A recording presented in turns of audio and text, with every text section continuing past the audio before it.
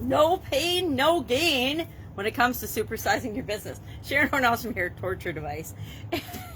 And our idiom, our expression today is no pain, no gain.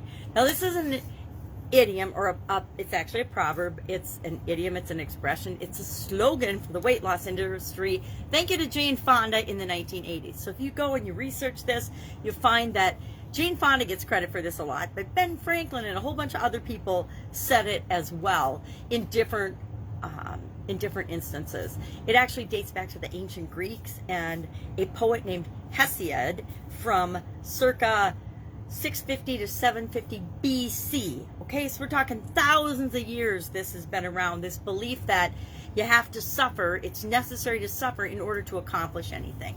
Now, of course, Sophocles used it in the 5th century BC as well. So even though Jane Fonda gets internet credit for it, and I remember the Jane Fonda video workout tapes, right? Remember on VHS? VHS, anybody remember VHS?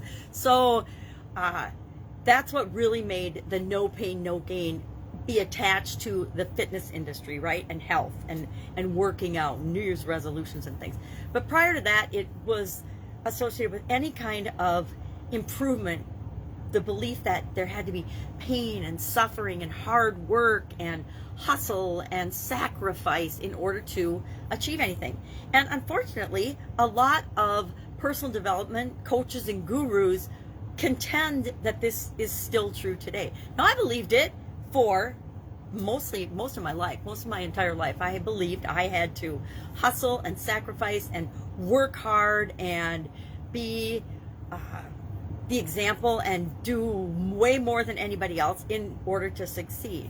And it wasn't until a few years ago I really realized, I don't know, I had this little epiphany that suffering, I never thought suffering felt good, so why would I want to suffer in order to get something I want? I never thought that sacrificing felt good. I mean, I don't know about you, but I never would consider sacrificing a good, positive thing. And I realized that based on how I define success and pain and suffering and hustle and sacrifice, I could choose to have those not even be part of my life, much less my business life and growing my business and creating the things that I want in the world. Guess what? All of a sudden, the things that used to feel uncomfortable, like changing my perspective and the way I looked at them, actually became fun and drivers and motivators for me.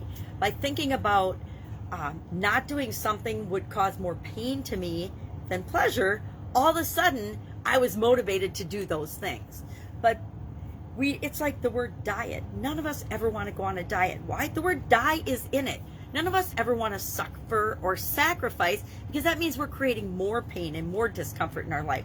None of us with a brain want to create more pain, more suffering, more sacrifice in our life. So I contend that we can choose, by deciding what we want to attach pain and pleasure to, how we want to motivate and drive ourselves. Remember, we're all motivated from within. I am personally not motivated by pain, although I get why people say that.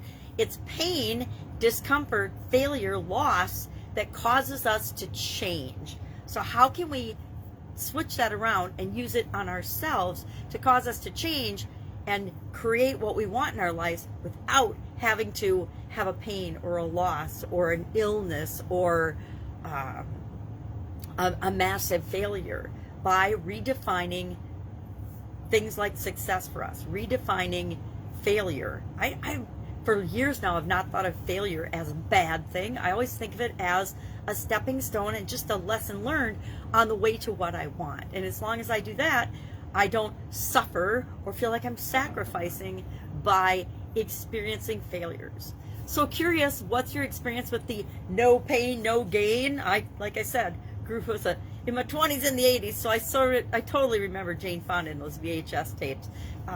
But I also don't believe, just because the fitness industry has it as a slogan, that we should use it as a basis of growing and supersizing our businesses. So share your thoughts in the comments below. I will be with you tomorrow with another interesting idiom. What does it mean? Where does it come from?